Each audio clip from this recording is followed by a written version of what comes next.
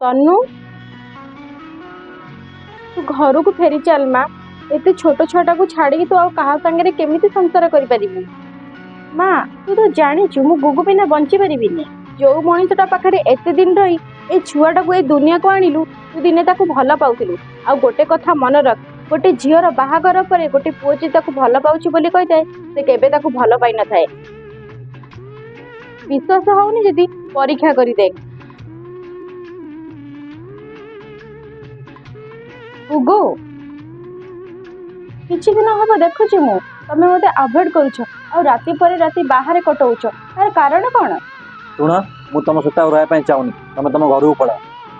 ଏବେ ସବୁ ରାସ୍ତା ମୋ ପାଇଁ ବନ୍ଦ। ମୁଁ ତମ ପାଇଁ ସମସ୍ତଙ୍କୁ ଛାଡ଼ି ଦେଇ ଆସିଛି, ଆଉ ତୁମେ ମତେ ଏବେ ଦୂରେଇ ଦଉଛ। ଜଣେ ନାରୀ ଯଦି ତା ପିଲାକୁ ଛାଡ଼ି ଅନ୍ୟ କାହା ସହିତ ରହିଥାଏ ତାକୁ କ'ଣ ମା କୁହାଯାଏ?